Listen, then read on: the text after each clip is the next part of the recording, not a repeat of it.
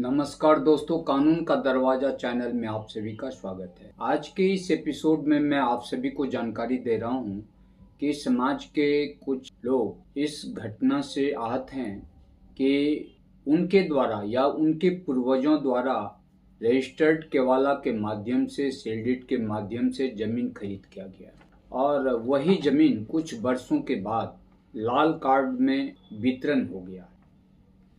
इस तरह की घटना तब होती है जब आप जमींदार से ज़मीन खरीदते हैं और जिस भूस्वामी से आपने ज़मीन खरीद किया उस भूस्वामी का कुछ ज़मीन यदि बाद में सीलिंग में चले जाता है तो आपका भी प्लॉट नंबर उसमें भूलवश ऐड हो जाता है। तो इसके लिए सर्वप्रथम आपको चाहिए कि आप गजट की कॉपी का एक प्रति प्राप्त करें और उससे आप अपने प्लॉट का मिलान करें कि आपका प्लॉट सीलिंग में गया है या नहीं। यदि आप पाते हैं कि उस भूस्वामी का ज़मीन सीलिंग में गया है परंतु आपका प्लॉट नंबर उसमें नहीं है तो यह आपके लिए एक प्लस पॉइंट है।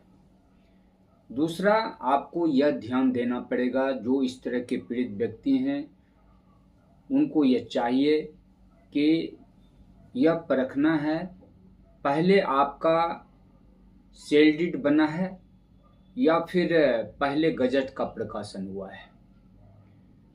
यदि आपका सेल डीड पहले बना है, आपने भूस्वामी से पहले ज़मीन खरीद किया है, तो उस भूस्वामी को यह अधिकार ही नहीं रहेगा कि वह उस ज़मीन को सरेंडर करेगा, क्योंकि जैसे ही वह आपको सेल डीड करता है उसका अधिकार समाप्त हो जाता है। और यदि वह इस अधिकार का, आपके अधिकार का उल्लंघन करके, आपके अधिकार का अतिक्रमण करके उस जमीन को सरेंडर करता है तो वह सरासर गलत है।